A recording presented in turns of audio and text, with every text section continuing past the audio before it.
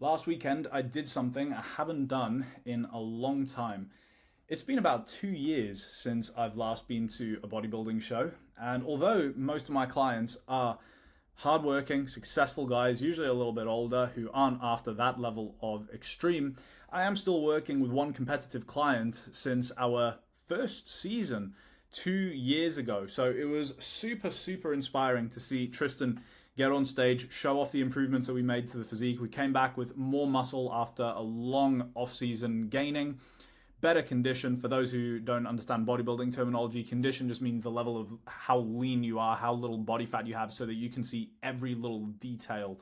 So great condition. The peak went well. That is the short-term lead up to the show, the days leading up to it, where we manipulate nutrition to deliver a specific look, the best possible look, just for those few minutes on stage. The details really do matter. And it was a really, really great experience. Tristan, I'm beyond proud of you, first and foremost, man. But that gave me a lot to reflect on, that show. Because if you are new here, it may surprise you to know that actually my background is in bodybuilding. There's a picture up there of me in my first season. I competed in natural bodybuilding, so I was totally drug-free. This was 2022, competed in the juniors division. And yeah, from a competitive standpoint, I could have done better in terms of placings, but I did actually build a very respectable natural physique. And especially if you looked at me a couple of years prior, you probably would have said, this guy a bodybuilder? I don't think that's possible. But I was super obsessed with learning everything that I could to build my body, and eventually that created a caliber of physique that did look the part on stage. And of course, that was actually my intro into online coaching. If we rewind the clock to like 2018 to 2020, if someone was doing online coaching, it was either an influencer offering like an ebook, a PDF workout plan, or it was a bodybuilding coach. The industry wasn't developed to the point that it's at now, because bodybuilders are the kind of guys who are looking for that level of detail, that level of programming and knowledge to take their results to the next level. So naturally, beginners do maybe sometimes benefit more from a personal trainer, but after you've got the foundations, if you can lift, what you're really missing is the recipe, the exactly what to do. And your average personal trainer doesn't have a clue about that. That's not something that they teach in a personal trainer qualification. It takes a lot of experience in the game and a lot of extra studying to understand training and nutrition to that level. So that was my intro to online coaching. And on top of that idea of next level results, the cool thing about bodybuilding coaching is all that really matters is the placings, the actual trophies and achievement side of things. Or at the very least, if you're earlier in the competition game, being able to showcase that you can get your clients into the kind of condition that will result in said placings. So from day one, really, when I started online coaching, my philosophy isn't like what you see in the industry nowadays, which is just, oh, I like going to the gym. This is a good bit of quick money. Let's start doing this online coaching thing and getting clients, because there is so much more of an art and a science to coaching, understanding what your clients need. And when I started this, I just wanted to be the best coach that I could be, because that was, especially at the time, what was getting people clients. That's what was developing them. It was delivering those outcomes time and time again. However, when it came to bodybuilding, naturally, that entails a certain standard that is borderline unrealistic for a lot of people. Standards is the wrong word. Standards, we want to keep those high because, well, there's a huge work ethic that needs to occur either for competitive goals or even just for, what we would call lifestyle coaching nowadays. But more so that your identity needs to revolve around bodybuilding if you're going to do well. And that means that oftentimes that's projected onto clients where it shouldn't be. For example, I had a friend who was being prepped by an IFBB pro, not the one that I'm friends with, a different one, just to quickly clarify. And I remember his coach telling him that he couldn't have a single slice of cake for his birthday. He literally expected him to just eat the same strict meal plan on his birthday, one day of the year. His coach told him that if he wanted to have a slice of cake, then they wouldn't be working together because he didn't want it bad enough. So unfortunately, and this is why sometimes these coaches are a bit cheaper, because the application to a lifestyle clientele rather than these teenagers who just want to get jacked is a little bit different. They project their identities onto them. if you want to be a world-class athlete, if that is what your identity is going to adopt, then your actions are going to revolve around what a world-class athlete would be doing. And that means that that has to be the biggest priority for you. They can't really have anything else important going on. So if you're a guy who's focused on their career, you've got a real life, you've got relationships, you want to have the date nights, you want to have a nice dinner out, you need that flexibility for work trips, things like that, then that's effectively what I wanted to do in my coaching. That's why I actually started to step away a bit from bodybuilding myself, because I realized that that isn't my identity. That isn't what I want my approach of fitness to be, this crazy 100% or nothing approach. And that's what is needed to be a seriously good bodybuilder. But that's what a lot of coaches didn't really seem to understand, that their prospective clients, didn't require that degree of. So it's not that we want our standards to be lower. It's that understanding that there needs to be a degree of flexibility. The best plan on paper, the most bodybuilding perfect, gonna get you extreme results plan is not going to be useful if someone can't stick to it, and if it's going to make them seriously resent the process. In terms of a general population audience, the current statistic is that 90% of people who lose weight will regain all of that weight within a year, which is crazy. And this has something to do with it. So there needs to be that simplicity that's added in there. As I said, my identity started to become someone who wanted fitness to be a part of their identity. Yes, I want to be healthy. Yes, I want that longevity, to be able to play with my kids, to live a good quality of life as I get older, pain-free. Yes, I want to look good naked. I want to look good on the beach. I want to feel confident. I don't want to feel like my lifestyle, my work hours are controlling me. I want to feel like I'm in control. And as a result of that, my fitness approach needs to blend around those other things I've got going. Obviously, I've got my kid due in a few weeks. I've got a business that I'm trying to build. I need that element of flexibility and simplicity to be able to integrate and therefore execute. So my idea was to bring that level of bodybuilding knowledge, real management of nutrition, not just a calorie target, because, well, if you're on a business trip, you can't track your calories very easily anyway. But it was that next level understanding of nutrition, actually creating an approach for my clients that could integrate that very easily. Because the cool thing is that most clients like myself, or especially where I was before I found bodybuilding, basically, don't have it figured out even in the slightest. A lot of clients come to me and they say, I don't understand what I'm doing wrong, why I'm not losing weight.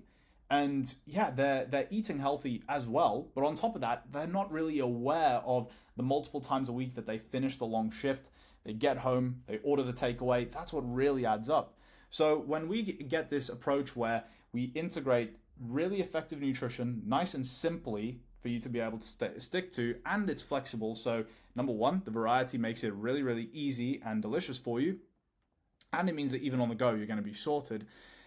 We end up creating that deficit so seamlessly that my guys can stick to it with ease. And subtle plug, of course, if this does sound like you, if you want to be able to enjoy nice holidays, enjoy date night with your partner, be able to juggle family life if applicable, you, of course, focused on your career, you're trying to achieve high things, and you want fitness to be a part of that. Maybe you have been in shape before. Maybe when you were younger, you did kind of like the bodybuilding approach. You used to go to the gym with your buddies, but now things have changed a little bit. Life happens, and your identity doesn't revolve around that anymore. If that sounds like you, if this is the kind of lifestyle that you're after, that's the exact kind of lifestyle that I help my clients create, basically. My coaching isn't just about delivering incredible results. Yes, we want those standards to be high because that's what it takes to achieve that my guys don't have spot the difference before and afters. They don't just want to lose 5 pounds. You can barely tell the difference. No, my guys do want serious results. They want to transform. And what it takes to do that is having the right recipe, understanding exactly what you need to do with your training nutrition. My job is to make it simple and fit around you. The old school coaching approach that prioritizes outcomes and making that super sustainable with a custom approach that's built for you. If that sounds like your thing, then feel free to check the link below. There'll be a little link to my website. You can see what the guys are achieving. You can see a little bit more of what we're about and what the guys on the team have to say. It'd be awesome to chat with you if that takes your fancy. But on that note, the kind of results that we achieve do demand a high work ethic. This is not a program for lazy guys. This is not a program for guys who don't want to work, who don't want to change their behaviors, who will settle for substandard results. We achieve big things on this team. You can see that in our visual results alone. but it does require patience, and it requires being able to execute, to learn the how and why of what we are doing, so that you can, be educated and empowered to maintain those results for life. I literally had one client finish up with me today, which was kind of emotional, because we've had a really, really epic journey together.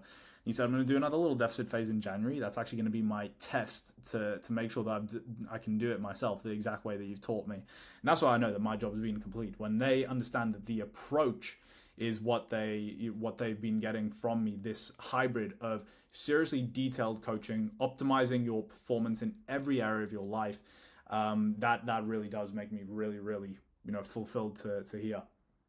So we need that kind of work ethic from bodybuilding. That's something that everyone could actually benefit from. That idea of like, look, I'm aiming high here. I'm not satisfied with, being half on it, being through the weekdays, being okay with my nutrition, then letting things totally slip at the weekend.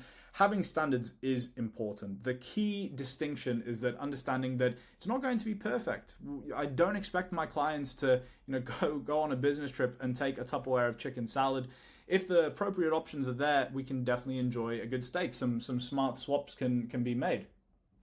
So that's the kind of vibe that I say to my clients. Aim high, have standards. Yeah, if something doesn't go according to plan, don't wait until Monday. Don't sack it off on Friday and be like, well, you know what, a few days and then I'll get back to it. No.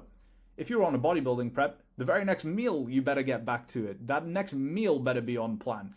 One little screw up, there is no margin for error. So it's having the clients not feel guilty about that. That's not our identity isn't a competitive athlete, but our identity, if your identity is that you look seriously different, if you function seriously different to where you're at now, the behaviors are going to have to change a good bit. So it's making that as low barrier as possible, but does still demand a work ethic. You can't just eat whatever you want. A lot of coaches now on their Instagram say no restrictions, and they're either the ones that are just going to put you on a starvation diet like they do everyone else and certainly restrict you, or they're the ones who don't have a portfolio of results. So work ethic is important. Behavior change is important. That's something that we could definitely take from bodybuilding. But that work ethic should always be kind of judged against yourself. This is why I don't like having clients compete. This is why actually for a bit I did do a few photo shoots with the clients. I still do photo shoots with clients where applicable. I love photo shoots now compared to something like a bodybuilding competition, because I've seen what it does mentally when someone doesn't place well, and part of that is a degree of expectation. But oftentimes, even when you bring your absolute best, sometimes on the day you will be told that you aren't good enough. And I've seen through preps, through the starvation, through everything. By the way, again, that's another thing with the identity. Like, my clients don't starve, generally speaking. Tristan was probably quite hungry towards the back end of his prep. We did do a few things to try to mitigate appetite increasing as much as possible, but that's still part and parcel with the game when you're getting into that level of condition. Thankfully, most of my clients, they just don't want to feel like a bag of ice cream anymore, right? They don't necessarily need to be like shredded, because that's not a sustainable condition as well, right? This is something that, again, coaches, they can get their clients in shape, but can they keep their clients in good shape? Because a lot of people after bodybuilding competitions, they binge like crazy, they regain that weight.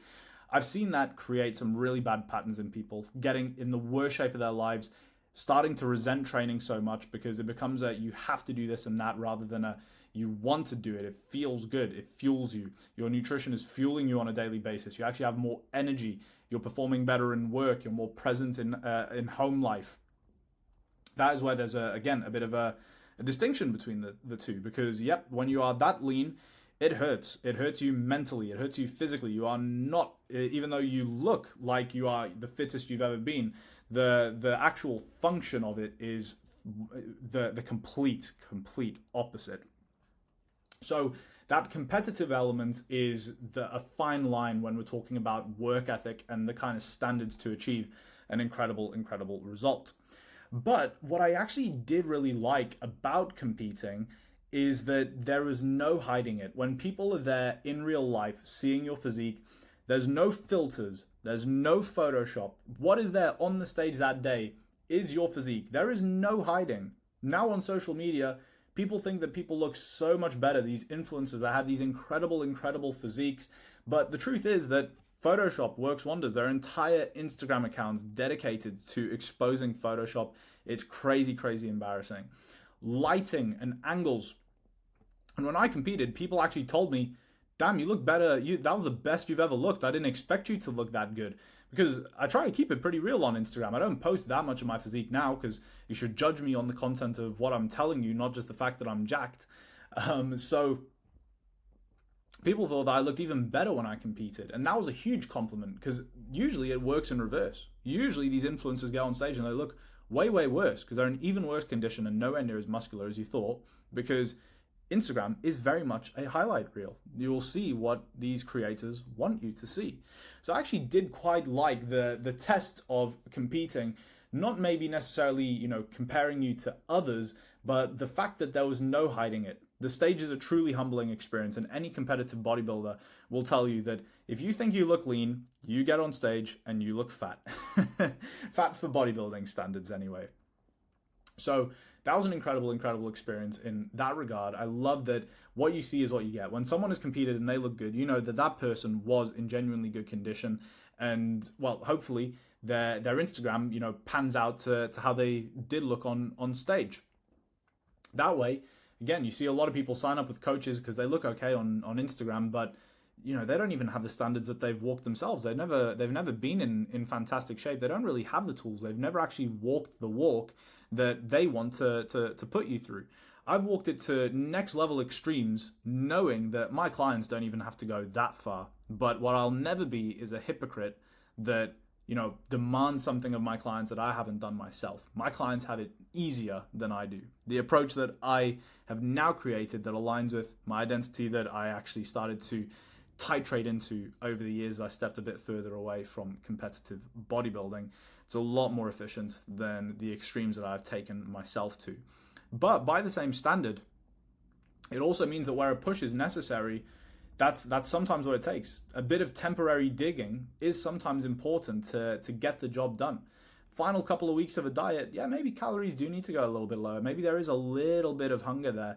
That's something that does need to be pushed through. If you want to get lean enough that you've then got that wiggle room to, you don't need to be shredded, but if you don't want to end up, quite chunky to the point that you're not feeling happy with how you're looking, or to the point that it can affect your health again, you need to dig far enough down. And to get to that level temporarily, to achieve it, you may need a little bit of hunger to do that. But that's what gives you that wiggle room, that buffer, that you never end up then close to the kind of weight that you were at before. The other thing that I really liked about bodybuilding was the training side of things. I think that there's a lot that we can learn from the training, because there's, again, so many shiny objects on Instagram, new fancy exercises, science, and I love the science. As I said, not every exercise was created equally. Having the right recipe for you is really important in your training. But people neglect the very basics when shiny objects are introduced. And I love that when the guys stepped on stage this last weekend, you could immediately tell who lifts hard and heavy. You could really tell. The level of density and muscularity to the physiques differed drastically. And you already knew who could press a lot of weight, who could pull a lot of weight. It was pretty evident. So train hard. Get very strong at those key lifts. You never see someone on stage who has a lot of muscle that isn't very strong. So having that level of strength is what's going to give you the look that you want, first and foremost. But from a longevity perspective, to get that strong, you need to remain pain-free. Don't think that these two are mutually exclusive. Lifting heavy weights does not need to equal pain. That's where the science comes in. A little bit of understanding mechanics, understanding how you can use things like bands in your training, understanding how different machines work in the gym. Ultimately, it's putting force through anatomy. Mechanics is very important when it comes to training. But the most important thing is that progressive overload, that progression element in your training. You should be lifting a lot more now than you were 6 months ago. And the fact is that, be it by substandard programming that doesn't allow you to recover, faffy programming that has you being very inconsistent with your sessions because it demands that you train for hours a day doing 7 different exercises on a leg day, anything like that, if you're not progressing in your training, something is going terribly wrong. Bit of nuance for the longevity. And the really cool thing is that the best bodybuilders that I know, cough, Kelvin, over 40 years old. I think he's 42, 43 now. He can access positions in terms of his mobility that are crazy, crazy impressive because he gets strong in those ranges. How you build incredible mobility and longevity is not by avoiding those movements, it's by loading your lower back, it's by loading your knees, it's getting strong in those compromising positions, slowly building up to it over time. But things like a behind the neck press, look how easily I can keep my arms externally rotated in this position. There's no internal rotation as I try to pull down further like a lot of people deal with. I can access those completely pain-free with load because I've done the work over the years to get strong in various ranges of motion, and that already has improved my ability massively. So I know that I'll continue to get strong, continue to access those range of motions when I'm playing with my little boy, etc., totally pain-free for years and years to come. And then finally, the thing that I learned with bodybuilding was really the next level nutrition I really now try to bring to my clients. Not just about counting calories, there's so much more to it than that. Understanding real hydration, electrolytes, and sodium. Most coaches are just telling their clients, drink a couple of liters of water a day. That's not how hydration works. You need to understand sodium, potassium, how that impacts things. You need to understand not just macronutrients, daily targets, but what a real good day of eating looks like for real optimized nutrition. Okay, something that I've done a little bit differently, bodybuilding nutrition for competitive bodybuilding, again, versus lifestyle can look a little bit differently. Nowadays, I prefer a little bit more fats because we're not trying to perfectly optimize performance in the gym. A little bit more fats, particularly, with most meals, will help to lower the glycemic load of those meals. So you're not going to get quite as big of a spike in your blood glucose, as big of a drop after. That's often what leaves you feeling lethargic, and talking the afternoon slump after lunch, things like that. So the structure of meals is really, really important. The distribution of those nutrients throughout the day. There are just a few little things that you can do with your day of eating that will give you some incredible results in terms of how you feel even. So a client probably would still feel a lot better than usual if they adopted a bodybuilding approach to nutrition. But the way that I do it is, again, really kind of built to optimize your day-to-day life using similar principles from that detailed approach to nutrition. Instead of just giving a client a calorie target, maybe a protein target or macros, and just saying, yeah, as long as you hit these through the day, it's totally fine. No, it ain't. It'll affect things like your sleep. If you have a massive dinner, if you save all of your protein for the evening, that's going to impact your sleep. You're probably not going to feel amazing the next day. There's a lot more nuance to it. So those are some of the things that I've learned from bodybuilding, and a couple of the things that I've changed around as I've gotten further into my journey, matured a little bit, and it's still good to revisit what made me the man that I am today, what shaped my approach to fitness, and ultimately what's getting so many guys the results that they are finally looking for. It's just one of the chapters that shaped this approach. I hope you guys have enjoyed this little trip down memory lane. And of course, if you enjoyed, don't forget to subscribe, share, all of that good stuff. And I'll catch you in the next one. Thank you very much for watching.